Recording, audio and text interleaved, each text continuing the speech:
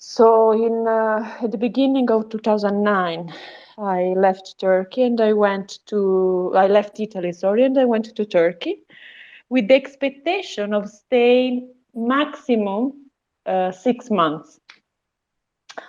But then, after a while, I thought that Istanbul was great. I had a meeting with several academicians, and my mind actually got pretty much confused because there was a huge polarization at the time in Turkey, and as long as I was talking with people, my mind got pretty much confused.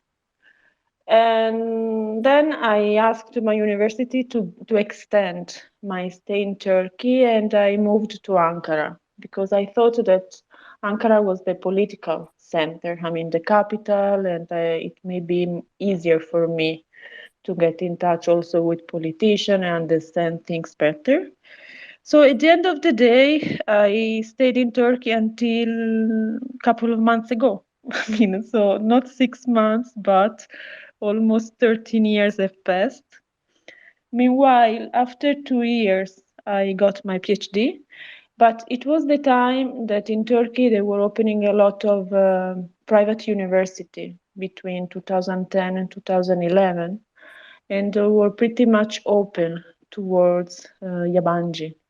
So just before my PhD title, I used to collaborate with some universities in Ankara, in Gaziantep. And I remember I went to work in Gaziantep when the border was open. So I used to see many Syrians coming and doing shopping just one day. And I don't remember, I think the name was Sanko Park or something like that, the shopping mall.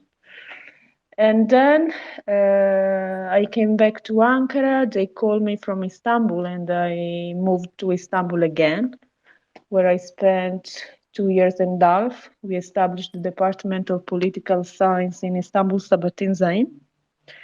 And then something very extraordinary, according to me, happened because one day I received a call, and it sounded as a joke, but at the end it was true. So it happened that in 2014, President Abdullah Gül was coming to Italy for a presidential visit, and somehow they knew that there was an Italian around studying on Turkey and who wrote PhD on Turkish politics. Basically, my PhD thesis was based on AK Party and its program of conservative democracy.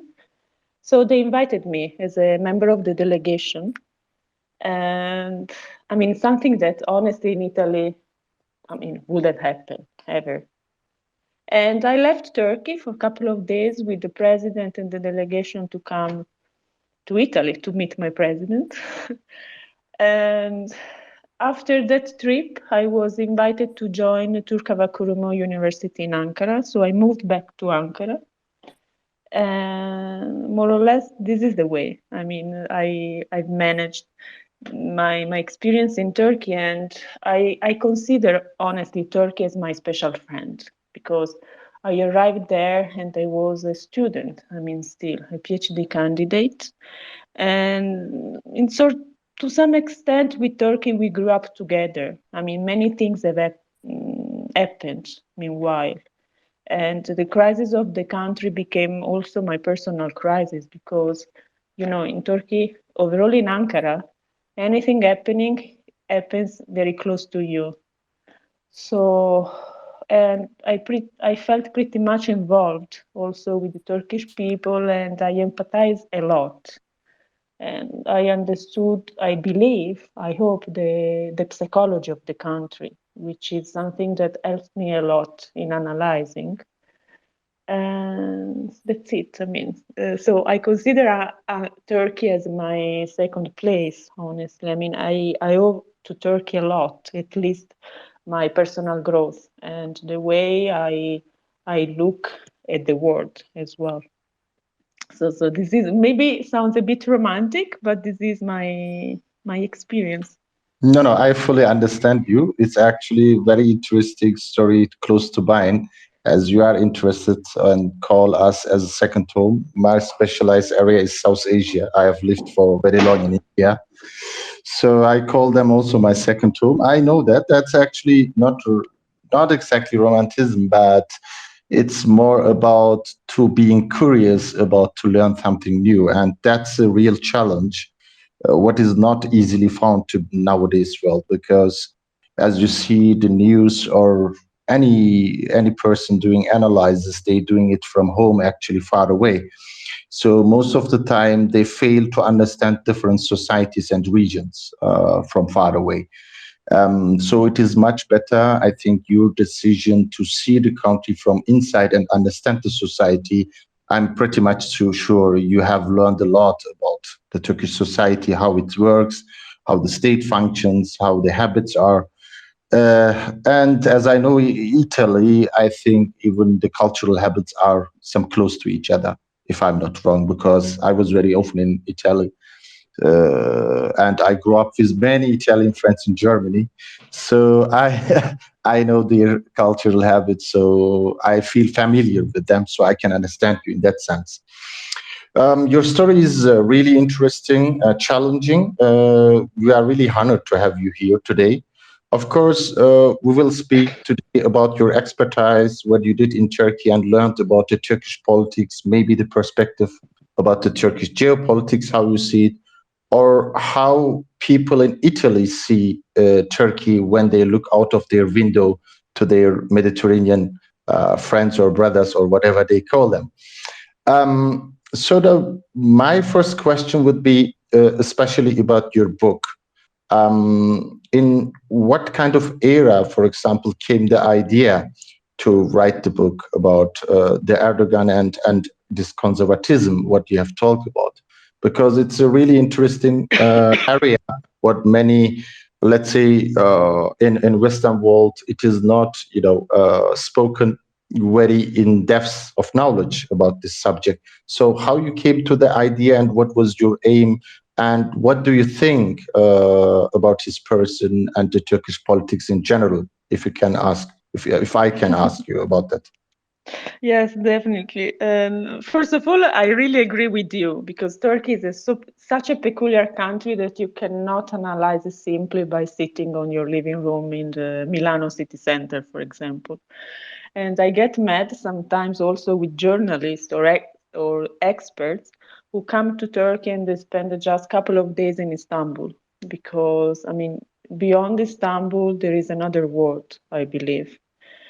And in Turkey, it's not just economy that you can analyze comfortable from any other country.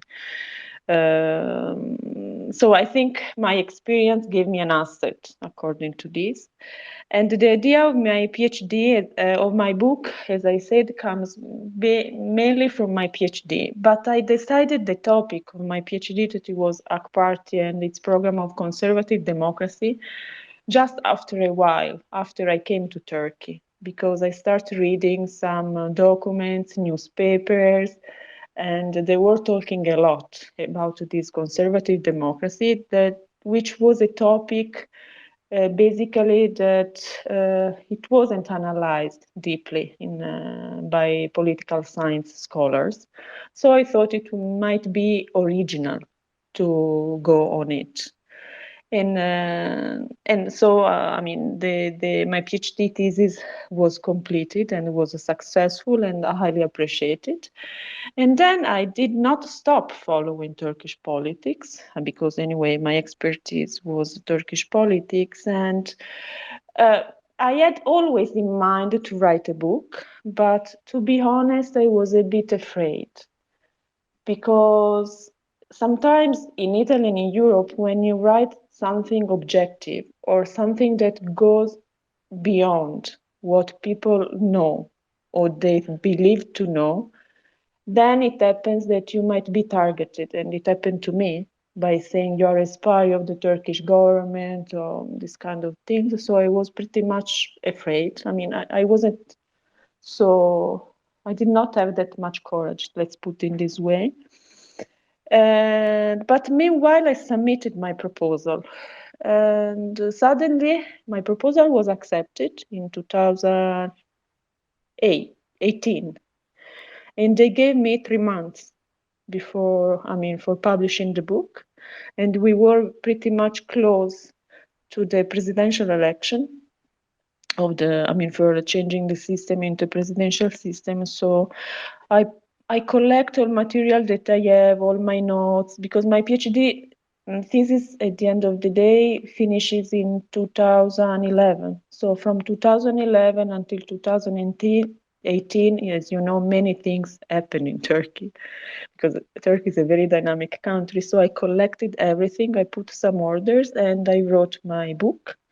And basically, the book is an analysis on AK Party. How AK Party came to power in 2002. What is the background of the AK Party member, of Erdogan and the founding members? And it analyzes how AK Party has changed in these years, in these 20 years, more or less, and by changing how the Turkish political system has changed as well. I was super excited and a bit under stressed because my final aim was just to provide a very objective analysis, without any judgment. So I was very careful in choosing the right words and the right lexicon in order to be as much objective as possible and to make a picture, basically, and providing to the readers the tool to create their own opinion, their own judgment. And apparently it was a successful because after 1 year, if I'm not wrong, my book in Italy was awarded as one of the best book, my political essay. And so I accomplished my task. Let's put it in this way. Great to hear. And especially regarding when you have, researched also the conservatism in Turkey, I think they have also this, similar culture with the Italian conservatives. Would you agree about that? And exactly into which direction you would put right now the ruling party right now, or in past, maybe a similar fraction like the party of Forza Italia of Berlusconi, or somewhere else in Italian politics? Where do Look, you the similarities? at the very beginning of a party, like when they spoke a lot of conservative democracy, so a combination of protection of religious values and traditions combined with democratic values and liberal market. The main parallelism coming to my mind was to the Christian democracy in Italy back to the 80s, maybe if not before. And of course, AK parties changed starting from that point. Already, I think from the 2011, AK party started to change, and meanwhile, it has assumed more dominant position within the Turkish political system. And nowadays, it's a much more, I would say, there is this kind of conservative and nationalist synthesis in AK party, and which justifies as well the alliance with the National Movement Party. So I look at, if before I used to consider AK party a more center-right party. Now I think AK party has been moving to more towards the right for, reason of political convenience, of course. And it became a predominant party, if not a state party, because in this presidential system is the leading party, and everything is related to the president. And by the way, I do believe that without Erdogan, there will not be any AK party, because the party is pretty much a charismatic party. In Italy, currently, we have a political crisis. There is no charismatic party. There is no leading party as well. And we have big coalitions. As you see, it's a sort of dance and also for convenience, there's some groups that get unite to some others. But what I see, the main difference between Italy and Turkey, but also between maybe the European countries and Turkey, that you may agree or not with this party, with this politics, but still there is a political vision in Turkey. While in Italy, we miss that. I mean, there is huge lack of political vision. And for example, we experienced huge troubles just in appointing the new president of the republic, that then at the end we had to call back Sergio Mattarella because the parties weren't able to make an agreement. And but not just like that. For example, it has been years that we have some technical government leading us, which But is don't you mean this has also something to do with, in example, with the European countries, that especially most of them has reached the peak of their economic prosperity and slowly coming again down, and the average age is also higher than like a vibrant nation and the developing nation like Turkey, where it has still a vibrant economy and people demanding more for their future, or there's still this kind of romanticism or hope for a better future. Because, as you know, in Europe, this mindset was something actually during the 50s and 60s. When I think about Germany with the Wirtschaftswunderjahre, the wonder years of the industry, so this enthusiasm is no more available. I think this has also to do with their starting economic struggles with the 90s, with the structural problems that especially also Italy has faced during the economic recession. And many technocrat governments, as I remember, came and go. Uh, and of course, no more the charismatic leaders like you have mentioned. Silvio is out. Silvio's out. S- so I don't know if you think the same, but that's my observation when I look at Europe, including Italy. Yes, and then, I mean, Italy and European countries belong to European Union, so to some extent they have to give some part of their sovereignty to the sovereign national institution, which is European Union. And but also within the big basket of European Union nowadays, once Angela Merkel is out, I do not see very charismatic leaders as well, or at least strong leader. It seems that what Turkey has been experiencing in Italy is over. I mean, as you said, belongs to the past.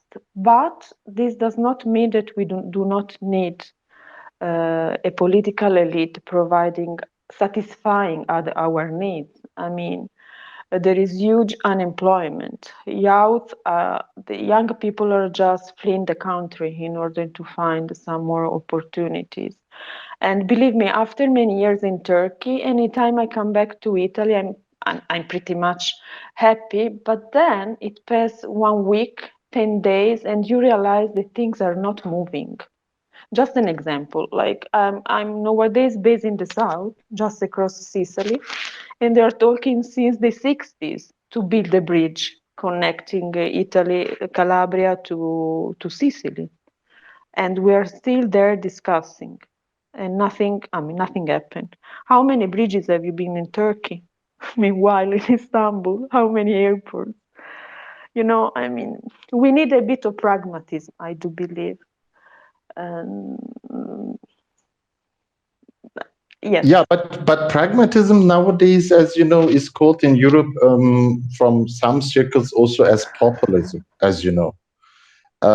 When someone need or speaking again from some big projects or big things for the future, they are easily, I think, labeled as populist in that sense. That is also a problem, when you look what happened to the airport structure of Berlin. It took around 20 years and billions. So I think the Chinese could build it in only 1 year for the half price. So, but there are many structural problems that they are facing. Maybe sometimes too much prosperity and wealth brings also other disadvantages into it. Yes, it's also true that when you have um, let me pass this word, a state party, and there is one man deciding for everything, the decision making is easier, right? Deciding to do things is pretty much easier. While here, we are sort of embedded in some bureaucratic mechanism and parliamentarism and whatever. And in Italy, it's that kind of country where you strike a lot. I mean, there is always a strike by some working union and so on and so forth. There are many lobbies you have to compromise with. I think the structure is different, yes.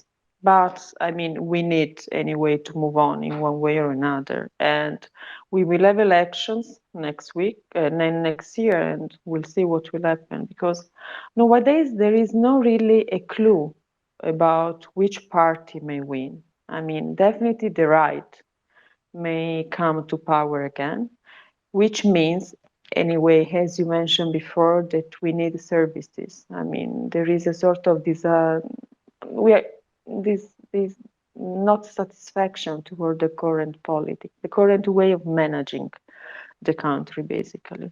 And then there are many issues such as migrations, economy, which is common with Turkey, but in another dimension, that will be the main fault lines for the coming elections in Italy too, as in Turkey, I believe.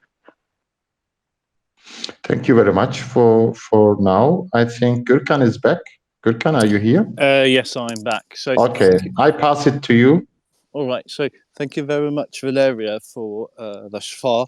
We'll come back to the comparison of Italy and Turkey, but what I'm really interested in are your views regarding the Turkish political system and, in particular, about political elites. So, very quickly, Turkey was founded by soldiers, and soldiers pretty much dominated Turkish politics. Soldiers and people near to the, how shall I say, to the ideologies of soldiers dominated Turkish politics from 1908. So, do you think, and AK Party tried to create a new political civil elite, do you think that the Tayyip Erdogan government succeeded in replacing the army elites by civil elites? How do you see that? Well, thank you for this question that I believe it's very interesting. And I do believe that the one of the strongest point of AK Party when it came to power in 2002 was the effort in normalizing the political discourse in Turkey. Because, as you said, I mean, in the Republican period, there was this political elite composed basically by army members, the soldiers, and the bureaucracy of the state. And the political discourse, the political dynamics was pretty much based on a legitimacy which was top down. So it did not really satisfy the needs of common people. And when I speak about common people, I refer to the mass coming from the Anatolian region. So there were some requests that they weren't pretty much satisfied by the ruling elite. And those people that they were carrying out some specific demands were sort of emarginated by the political game. So the main effort, and for example, the turban, the headscarf, it's a symbol, the struggle that Hak Party carry on in the first years of the mandate. It's a clear symbol of this, right? Because there was a so extreme interpretation of secularism that any religious symbol was just excluded by the political life. And Erdogan, when was mayor of Istanbul before founding their party, just experienced on his skin this, let me say, dysfunctionality according to democratic interpretation of politics. So the main strength of AK Party at the very beginning was just to create a sort of normalization. And they did also thanks to the reforms that they applied under the European umbrella. So putting the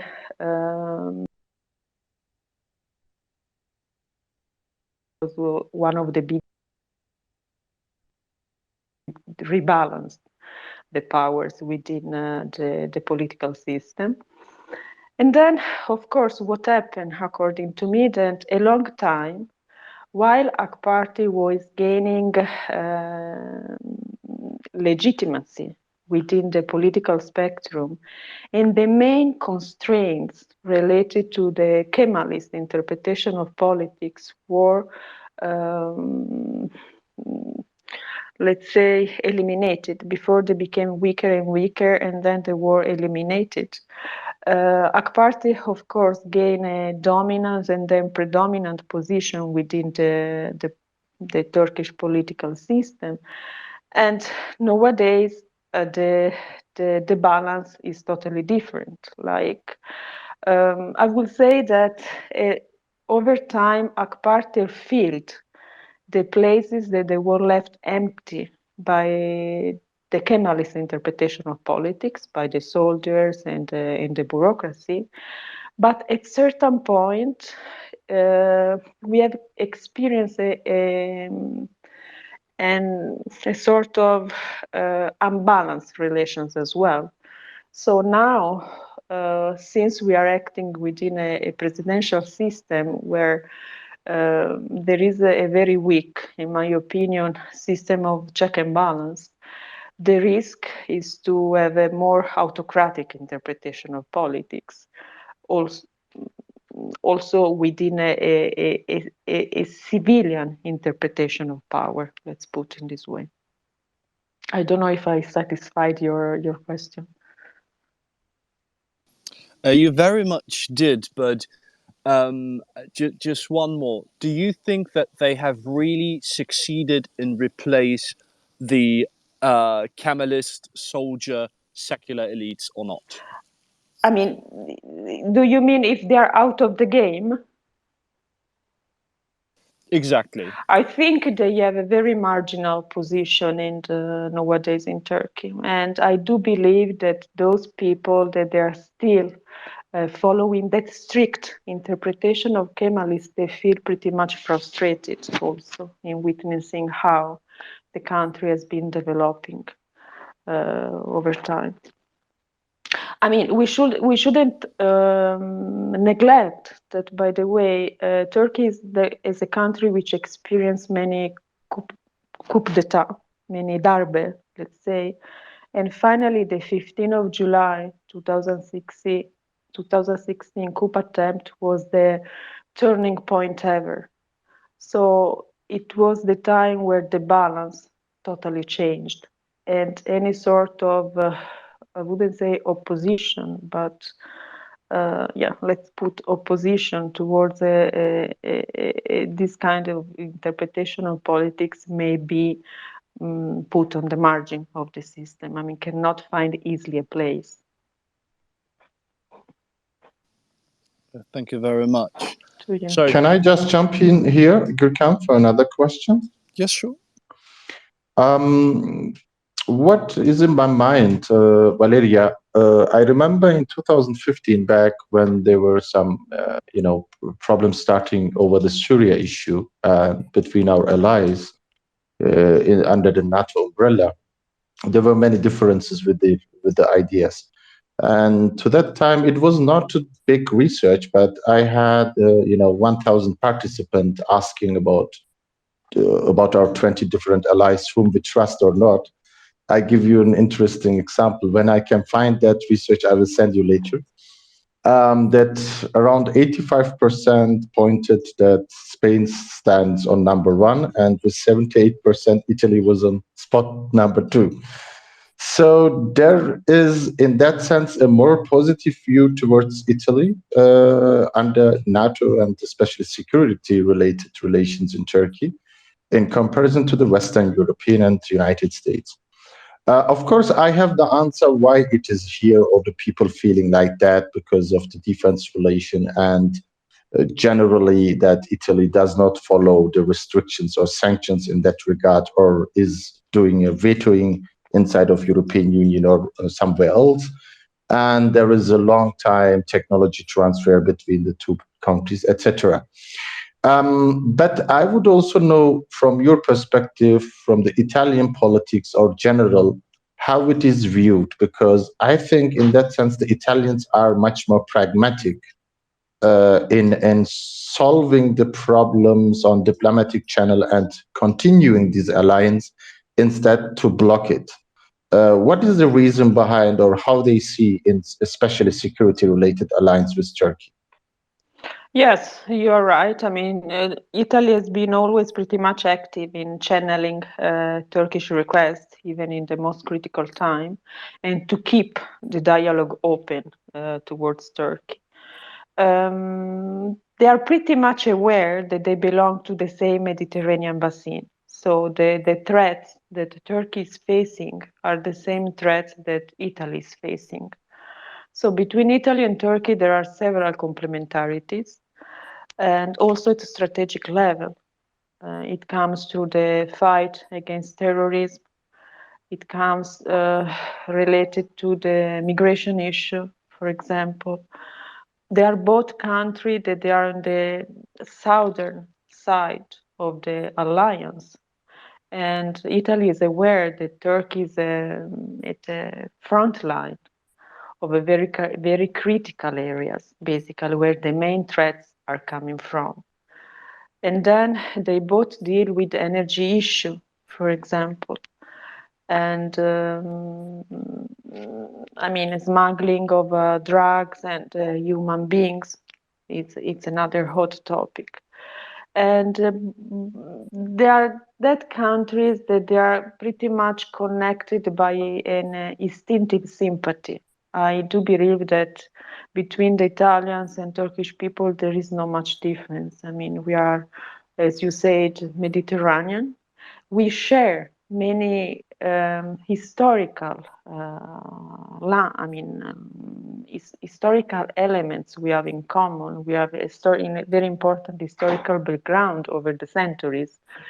And we have long-standing diplomatic relations. I think there are more than 106 years of diplomatic relations. And besides that, there is a huge economic complementarity, which means something. Like, so by disrupting this order, we will pay consequences as well. I mean, nowadays in Turkey, there are more than 1,500 Italian companies operating, pretty much active. And the bilateral exchange is exceeding 20 billion, 20 billion dollars. And it has been agreed by Erdogan and reiterated by our Prime Minister Draghi that they want to bring the bilateral exchange to more than 30,000 billion. So there are very important complementarities, and moreover, Italy has been active in Turkey with some defense and strategic program. We have Leonardo Finmeccanica, which has been active in Turkey since years, and together they developed several joint programs. And one of the last, I think it was the helicopter attack. And now again, after a frozen period, the Eurofighter. Can I just jump here Yes. for very short? Thank you very much for attack, because that's something special for me. The Augusta Westland. Yes. So, And we are pretty much happy now as well that this Eurofighter program, it seems that after the declaration of Draghi a couple of months ago, after he met Erdogan in Brussels, they said that the program will start, Eurosam program will start again. So they experienced a couple of years of crisis due to the American sanctions and whatever, but now we are keen to start again. So, as you see, there are many connections that are super important for us. And by the way, Turkey, we say that the relations between with Turkey are something more than a simple friendship, just because we have this historical backbone and mutual understanding. And I mean, if you come to Italy, as it happened, I believe you may find many monuments and many elements bringing to back to Turkey, many traditions, even many dishes in our cuisine overall in the south, that they are just recalling Turkey. So there is something that we cannot get rid of, basically. And this is another peculiar thing because at, at society level, sometimes there is a misunderstanding, but also sometimes at a political level. So if Turkey is a very important friend in the agenda of the state, then the interpretation of politics and the perception of Turkey in politics may change, as it may change at the eyes of the Italian society. Now things are getting better because I do believe that both diplomacy are working hard in building bridges and strengthening the relations. Also at cultural level, there are many joint events. But in general, when you speak with normal people, there is a sort of gap of knowledge about Turkey. So, and also because in our, let's say, in our culture, in our tradition, we have some negative connotation of Turkey and Turkish people. For example, we used to say, you smoke as a Turk. That was actually what I wanted to ask and say, Valeria, please get this legend out of this room. But you guys really said that. Yes, we said fumi come un turco, you smoke as a Turk. Yeah, but Or, that's true because I'm smoking 2 packs a day, so that must be true. or if anything weird happens, we say those are Turkish thing, because it comes from history when the Turks came and they just conquered the South Italy and they made some disasters all around and there were some fights. So there is also this say like you need to escape because Turks have arrived, you know. So we have still this negative connotation of Turkish people that they are with us in our heritage, let's say. But what is important that after people get to know Turkey through the soap operas, for example, now it's easier because there are many group on the social media that they're speaking about Turkey, and once they go to Turkey, then their perception totally changed. I mean, they get amazed and they want to come back, honestly. To be honest, do you think that we Turks are doing a good job? How in order to promote ourselves um, when we write tweets or other posts on social media? Do you think that we're doing a good job? A the government and B the individuals that are independent from the government. I think one part of the problem actually it was the communication campaign and by the Turkish side as well, because it's true that there are some problems in understanding Turkey, but it's also true that sometimes Turkey cannot explain itself very well, but because as Turks, you as the Italians, you think by stomach. So you get pretty much emotional. And then, of course, this can be used for domestic issues as well. But the way the messages are carried out, they have an impact, honestly. So I do believe that something needs to be adjusted. But I also see that recently things are getting better as well. So there is a different communication campaign. Of course, from social media, I can see that there is a sort of polarization and sometimes anti Western rhetoric, which comes from the frustration that Turkey and Turkish people have been experiencing. And but this does not help anyway. I'm not saying that it's wrong. I say that it's not helping, as it became evident the nationalistic rhetoric, which is becoming dominant in the social too.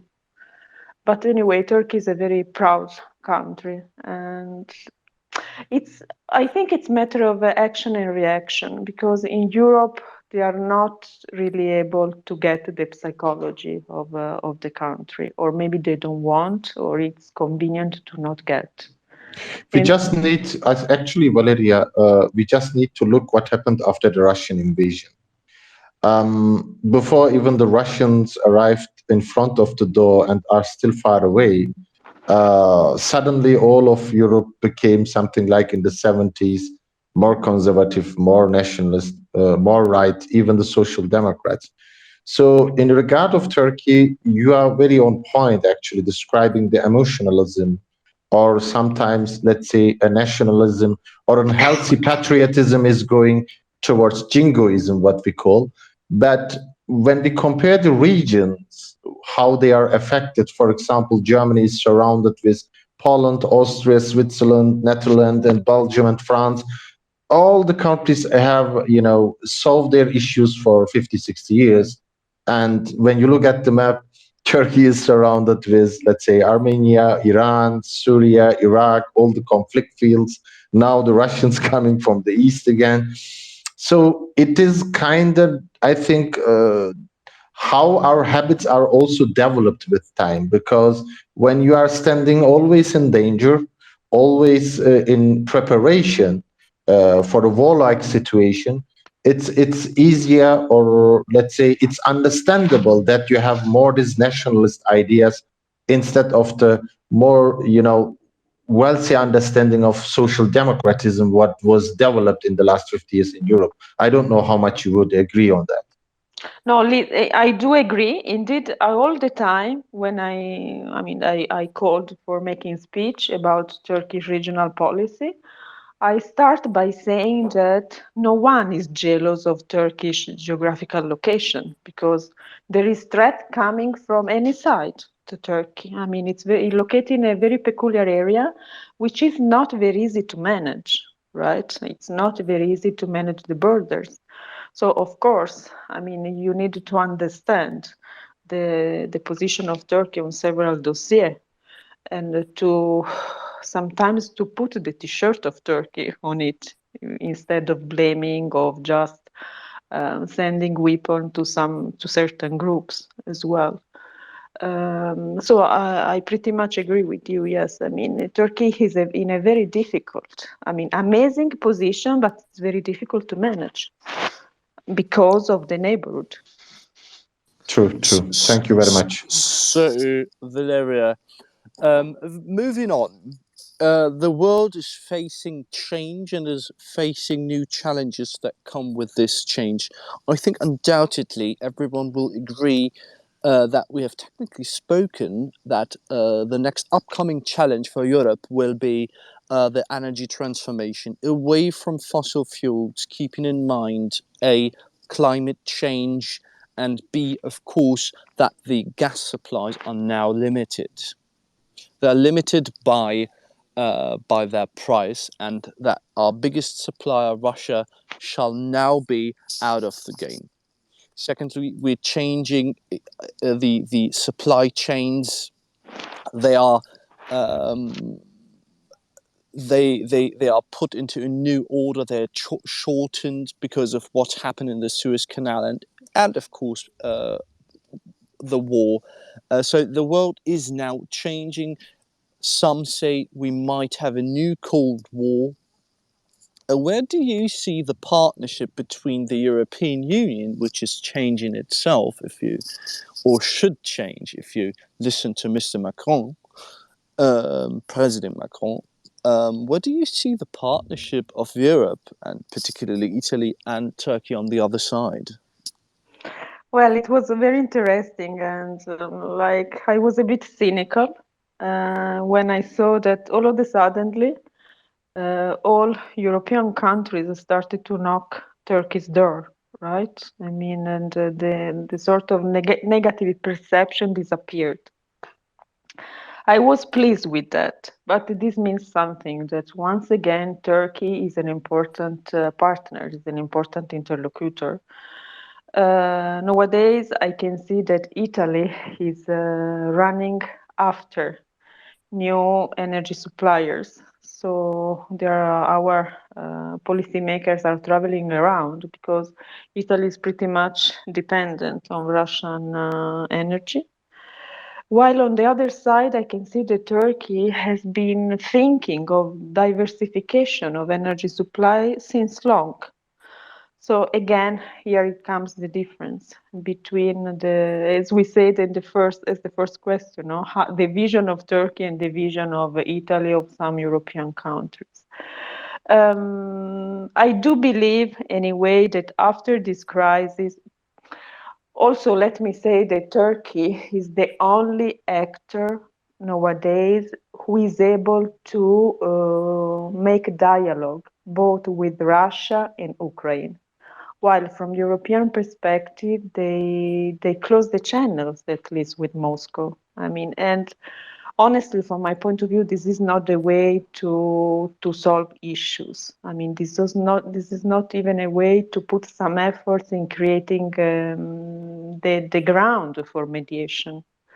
While Turkey is the only one that is in the position to do that. So, of course, this may help in order to strengthening further the relations with Europe and the Western Bloc.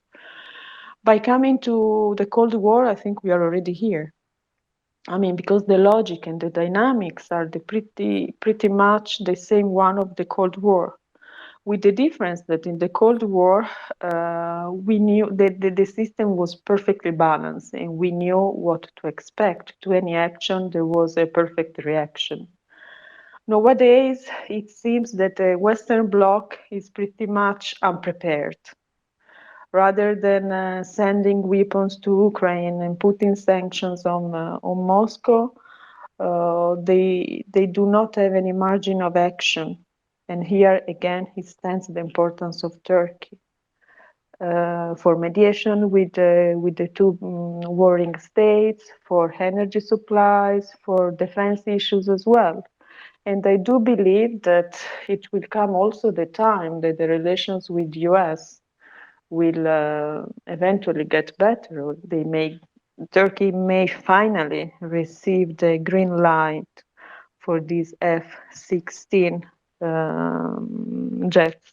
Not yet, not yet. Not yet, but I wonder because you never know what Biden says. This is another problem, honestly. I mean, I thought that Trump was a peculiar man, but I do believe that. I mean, Biden even people like Jake Sullivan and Anthony Blinken have changed their mind, but it seems it's an obsession on the side of Biden. Let's look how long they are going this way, actually. Exactly. I mean. So, by the way, Gürkan, Gürkan? Yes, please. Yes. I think Ambergis is waiting a while. If we can allow her also to ask a question to Valeria. Ambergis, are you here? Yeah, can you hear my voice? Yes, please. Yeah. Well, I have two questions to Valeria about nationalism and the European Union process of Turkey. First of all, I would like to ask that kind of a nationalism level in the raising, especially in the Western Europe, we might face time to time. Do you think that it is raising due to some war, or I don't know how to say that, but we used to met with the people that saying, "Hi, I'm from Turkey," and some horrible claims just came out before the wars too. And do you think that it is due to wars? It is raising something due to wars, or it's something? Can we say that's something like planned, of kind of a manipulation on the social media or something like that? This is my first question, and my second question is a kind of a honest question. Do you see in the future? Is there any possibility to integrate Turkey in European Union? I laugh because I wish my nephew, after I don't know how many generations, will see Turkey within Yeah. European Union. Yeah. And I wish, but this is not the case. I mean, as long as they do not solve the Cyprus issue, which is the main issue, they are blocking the main chapters. You know, out of 35 chapters, around 17, they are blocked by the veto on Cyprus and Cyprus and France. exactly, and related issues. We are not going to proceed. Indeed, this negotiation process is sort of it's a sort of a joke, according to me, because we started in 2005 and the democratic understanding of Turkey, if you want to put in this way, was different. But just after the beginning of the accession process, the path was blocked anyway. And in that time, we had Mr. Sarkozy, Angela Merkel, that they proposed something else than a full membership. I think they call it privileged partnership. So when Turkey says that there is a double standard, actually there is a double standard. And then we proceed and we sign the refugees deal. I mean, refugees agreement because it's not a deal. And some criteria weren't fulfilled. I mean, they're still pending. For example, the update of the custom union, liberalization of visa for Turkish citizens towards Europe. They are still on the table, those issues, and we need still to satisfy the Turkish request. And one of the criteria was also easing the accession process, but we are still there. And as you may know, I think yesterday, after 3 years, the high-level meetings was resumed with the delegation going to Ankara. And of course, nowadays, this Turkey is not the same Turkey that it was in 2005, at least at level of perception of sympathy.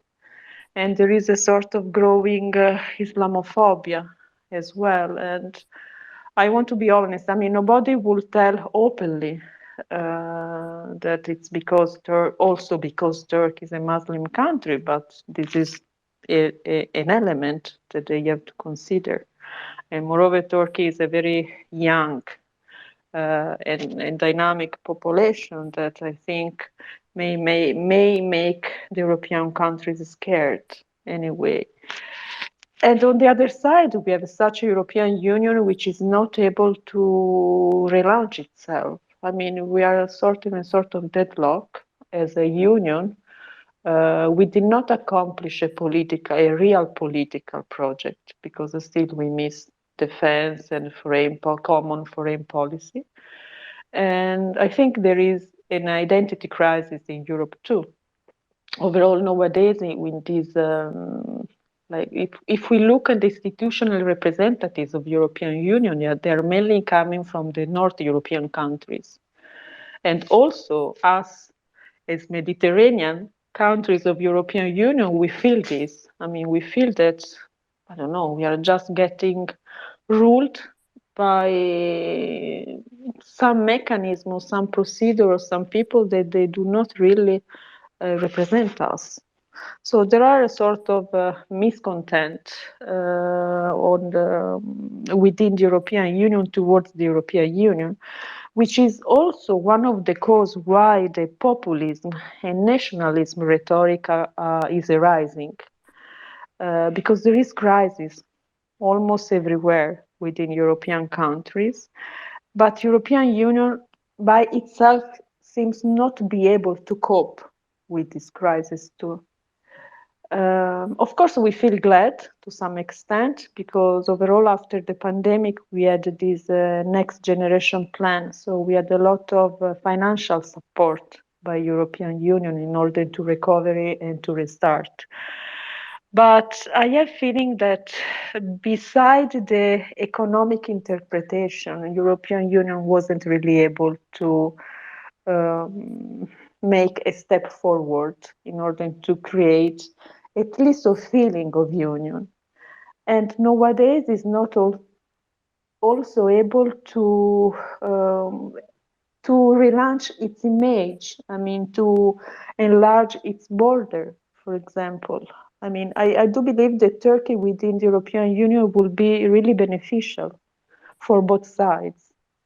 But it's, I don't know, closeness towards Turkey and towards this topic. And in part, it's because I think Europe is just facing its own crisis and identity crisis. I mean, we don't know what will be, what we are actually, what will be.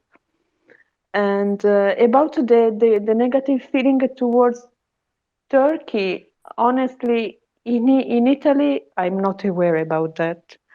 But when it comes to specific countries and overall France, I think it's sort of genetic. I mean, I do not want to offend anybody, but I do believe that France and French people, to some extent, they are pretty much against Turkey, no matter which kind of government there is, but there is always something negative that they have to spend.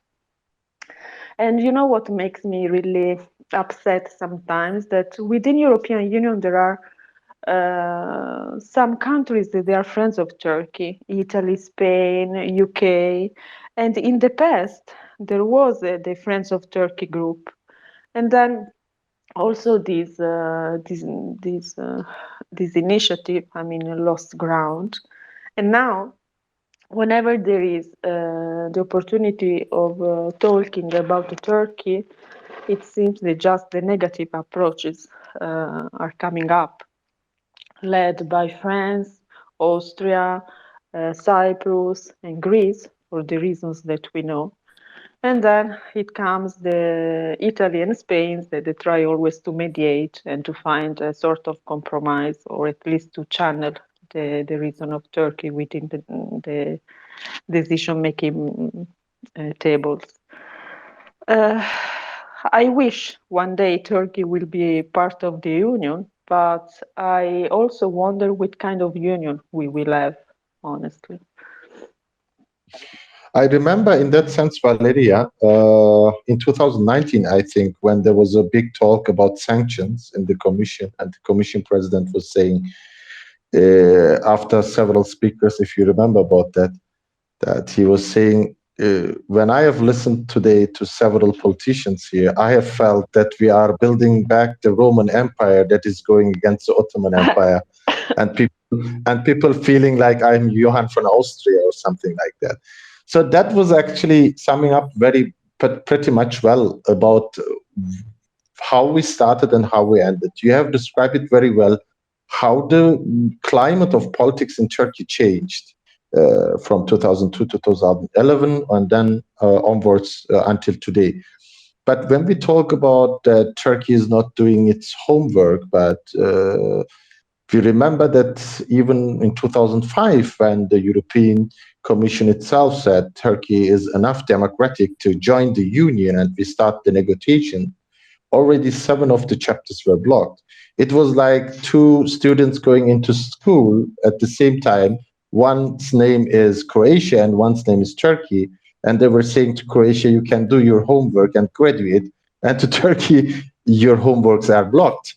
So I think that was the exact pattern, like Günther Verheugen always is explaining about what went wrong with Turkey, that starting with 2009, not only the Turkish politics, the Turkish society has felt, no, it's over, de facto over, because whatever we do, there is no way. And exactly in that sense, when you talk about visions, as you know, just like everywhere else in Turkey, every vote is counting, for politicians. And if you don't deliver any alternative vision, then you are lost. And the vision of the government when they came for the first time was the European Union, the dream of 50 years or 60 years since the 63 Ankara Agreement. but then it stopped anywhere at the mid. So in that part, politicians also, if you like it or not, they're trying to give any vision to the people, and the vision was to looking eastwards or towards the greater Middle East, etc.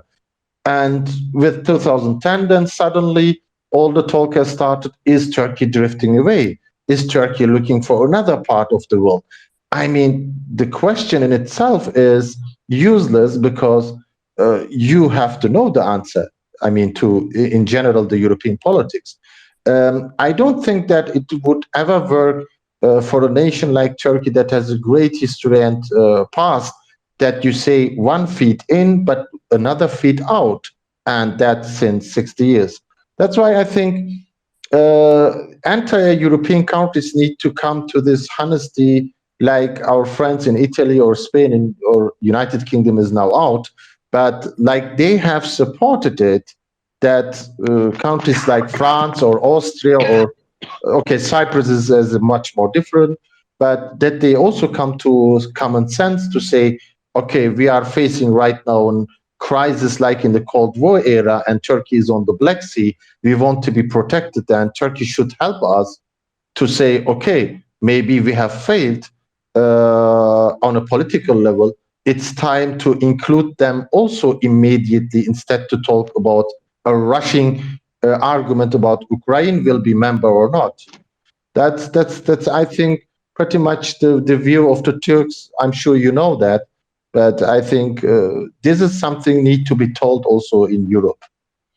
Definitely, and I wonder what will happen once the guns will be put on the ground and the dust of the war will be over. The war will be over, because that will be the turning point. I mean, European Union has to ask to itself what it is and what it wants from Turkey. Whether it's the case to take Turkey as a full member or fully integrated within the institutional design of European Union or of the West. Because also this debate within NATO, like I read some articles that they were pretty much disgusting actually in Italy recently, by saying that Turkey is not a democratic country, so it has to be sent out from NATO. But NATO does not have much to do with democracy anyway. Yeah, Also, that's if why it they was have the case. that's why they have taken Salazar's Portugal in, right? Exactly, exactly. Of Greece when there was the military, the soldiers, I mean, the military junta. So, there is too much rumor around Turkey, I do believe. So I think the Western Bloc needs to calm down and really think what they want from Turkey, because of course Turkey has its own responsibility, but I think after this war is over, they have to come to term and to take a clear stance. I mean, Let me add to this question. So there is a perception in Turkey that the partnership between the European Union and Turkey is often misused in order to gain votes by populist or far right parties. I've forgotten the name of the guy in the Netherlands, but of course, Geert from a Wilders. chance, Geert Wilders. Geert Wilders, yes. Then of course we do have from a Chancellor, Sebastian Kurz in Austria. And secondly, there is a perception in Turkey that we don't do deals or agreements on the basis of mutual understanding, but we do deals when we can put pressure on the European Union, because otherwise the European Union will not do any agreements with us. So it is only when we can put pressure that something to our mutual benefit, that agreements are closed then. These two points, would you agree on them? I think that rather the putting pressure when European Union gets aware that the situation is getting urgent, as it was the case for the migrants in 2015, with this unfortunate, very sad event of Alan Kurt. curtain in the Bodrum offshore. That picture became a symbol of the migration crisis. So all of a sudden, there was this urgency and emergency to sign an agreement with Turkey. And of course, Turkey was in the dominant position. Nowadays, Turkey is in the dominant position because it's mediating, because it is an energy hub. And I think it's more issue of opportunism by European Union. That's why it made me laugh a lot by seeing all these countries knocking the door and paid visit to Ankara. And of course, on the other side, Turkey is using this pretty much well for domestic purposes. We know that the nationalistic rhetoric is working as a glue for the Turkish society. I mean, once you call the importance of the flag, of the Turkish pride of the nation, then the the popular base, gets united. So it works very well in this side. On the other side, I think, from the European perspective, the rhetoric anti-Turkey may work, but I do believe that nowadays there are some other issues. That they are pretty much more dominant in some European agenda as well. Also because here we have the feeling in Europe that the game with Turkey is pretty much over. We are not talking that much about Turkey within European Union anymore. And this is another sad story, according to me, that I reached the conclusion that it's better to not talk about Turkey, rather than talking always in negative terms or with negative connotation. So last year I was pretty much upset by this Sophagate, right? The issue of the chair during the presidential visit of von der Leyen and Michel was badly manipulated by the European media. So better to not talk about Turkey if you have to manipulate information and situation to your convenience. I do believe. True, true. So I think, just a second. yeah. Just a second. What do you say about the fact that some parties, there is Geert Wilders again, Mr. Kurz again, in Germany it's the CSU. Do you think that the relationship of Europe, the diplomatic relationship of Europe and Turkey, is misused by parties in order to gain votes? Definitely. It was also the case in Italy with this Salvini Lega. That they use a lot Turkey in order to get support, but just for their political purposes. Then I do believe that on the backstage, they are pretty much realistic and they know the importance of the economic relations between the country and the existence of important complementarities. But rhetorically, they use this because they gain support and legitimacy by certain groups within the society. So, what do you say about the latest Finland-Sweden NATO thing?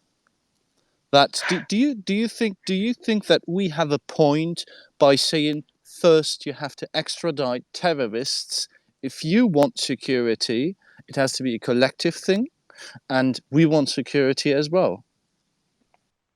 Honestly, openly speaking, what I think that first of all, this is not the right time to get Finland and Sweden within NATO because it's an easy move to make Russia angry.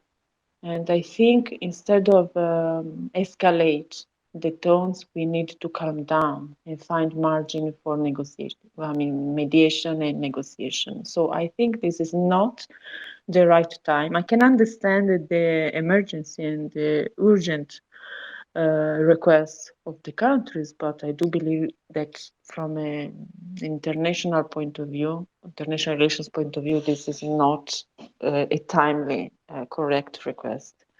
Besides that, I do believe that Turkey has some legitimate concerns.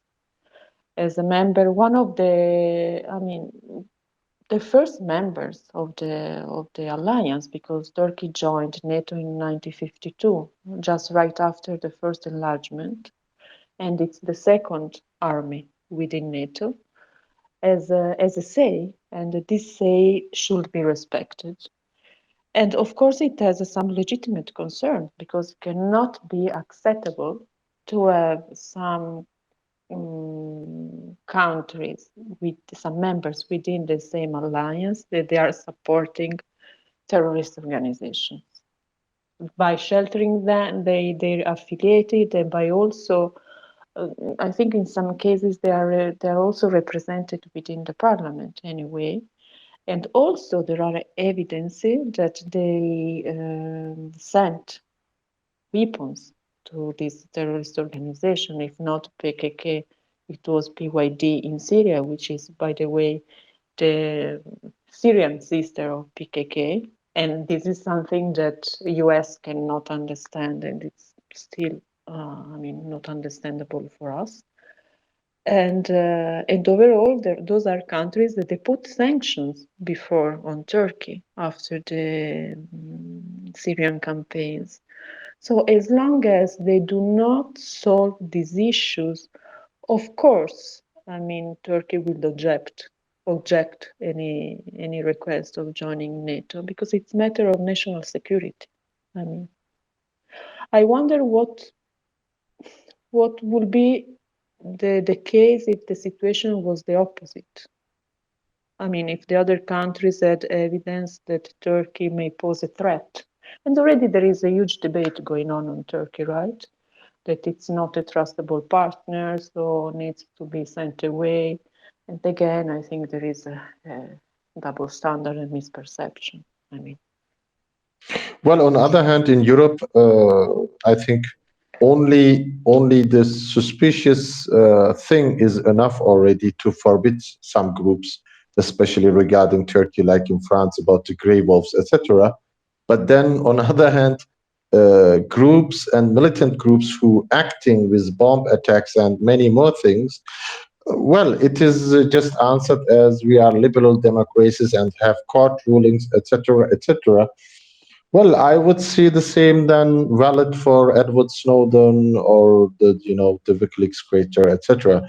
So when it comes to their own national security, they think different, but when it comes to our, well, they are different. Actually, the program was scheduled for 1 hour. Sorry, Valeria, we took a lot of time of yours, valuable time, but your answers are very valuable for us. That's why I think slowly, Gurkan, let's ramp up the room. I think we have just All Emre right. left. Just Emre left. He has a question, and then I think we can make the last word, Gurkan. Okay? All right. Let us do like that. Then, Emre, please, it's your turn, mate. Yeah, please. Hi, everyone. Can you guys hear me? Yes. Yes, go on. Yes, you are audible. Perfect. Valeria, thank you so much for attending and sharing all those valuable insights with us. Really appreciate it. I have one question that's really more about Italy and the political actors in Italy, more than the relationship between Turkey, Italy, and the EU. So, as you can see it on my profile picture, it's Ataturk, and you probably know that he comes from this political tradition that spans from Young Turks, Committee of Union and Progress, and the National Forces during the Independence War, Kuvayi Milliye. What this tradition and what the founding fathers of Turkey did was to bring up national unity, national identity, and also secularism. They brought down the caliphate. They burned the church in Turkey, which I'm proud of, which I consider it as a big progress for Turkish history. But to come from the things that I said here, they were really influenced by, apart from the French revolutionaries and the French political ideologists, Carbonari was a big influencer among those people. I know that there are a lot of similarities between how they were organized, and also the political aims, bringing national unity and also secularism in Italy. So today I'm wondering, there are multiple parties, political parties in Turkey who claim to, who claim to be the successors of the Young Turks, CUP, and the National Forces. But who are the Carbonari in Italian politics today? Who are the successors of this tradition? Because I believe there's a huge potential of friendship and partnership between these two groups, since they share a common historical goal, historical accomplishments. So, who are our allies, to say? Who are my friends in Italy? This is a very hard question, because in Italy nowadays we have a few parties that they count. So we have the Democratic Party, which is a sort of combination of communist member, Christian democracy, and they are just gravitating in the center left, but they include within the party many members that are coming from different traditions. And then we have the Five-Star Movement that was born as a anti-system movement, and it was able to get support because of the disaffection of the Italians towards the traditional way of politics, and they were very successful, but now they are losing ground. And then on the center right we have Lega, and on the far right we have Brothers of Italy. And of course there is Forza Italia by Silvio Berlusconi, which is still around, and it's in the bloc belonging to the center right. As I said before, I think in Italy we lost the traditional interpretation of politics, and we lost also the heritage of doing politics. As Max Weber says, we don't have politicians by profession, as we don't have politicians for profession. So for me, it's very hard to answer to your question. Maybe because of the ideological connotation, liberalism, the Democratic Party may come close to the Carbonari or something like that, but I'm not really sure. I mean, what we miss in Italy nowadays? We miss the pride of a nation. So the pride of being Italian, and whoever underline this necessity of relaunch the importance of Italy and of being Italian, then risk to be targeted as a far right element. And this is the case of Brother of Italy by Giorgia Meloni, actually, which is considered as a populist and a far right party, but because it's underlined the importance of the state, the importance of Italy, and the importance of being Italian. She says the Italians comes first. And this, of course, has created many fault lines within our system and within the current rhetoric. But again, it underlines the crisis that we are experiencing nowadays. I'm sorry. Thank you so much for the answer, Valeria. No, I'm sorry if I wasn't able to reply properly, but honestly, I mean, there is a sort of quagmire, let's put it this way. Understood. Thank you, Emre. Gürkan, let's slowly come to the end. Are you here? Yes, so let's come to the end, guys. So my last comment is I do think if we want to build stronger, lasting relationships, people have to restrain from making comments in order to gain votes. That not only goes for Turkish parties, because a lot of Turkish parties are doing that, but it goes more for people like Mr. Koorts, Geert Wilders, Sergio Mattarella, and last but not least, the French president. So the relationship between Turkey and the European Union, or the bilateral relations between any country and Turkey, are not there to gain votes. This might have happened 100 years ago, but now we do have social media, and it creates a vicious cycle that is really problematic. Because see, if today somebody from Austria comes to visit our country, he comes as a beggar, and that's a problem. No foreign official should be a beggar in our country. That's at least our perception. So international relations should not be misused in order to gain votes. I do think this is the, how shall I say, it is the testimony of lesser character. Yes.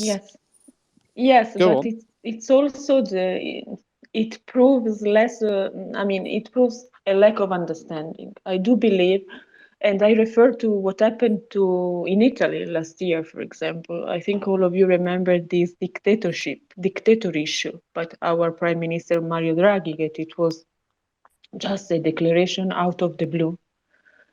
And we all got shocked, and we did not really understand where it came from when he targeted during a press conference Erdogan by saying that he's a dictator, because it was a time when the relations were, we never experienced bad relations with Turkey, so we could not understand what was the point, and we do not understand.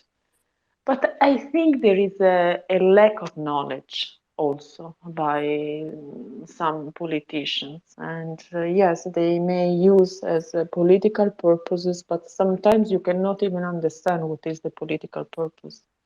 For example, in our case, because he wasn't also, he was appointed as a prime minister, Mario Draghi, so we could not really understand what was the purpose. I think that it's a matter of mainstream rhetoric sometimes.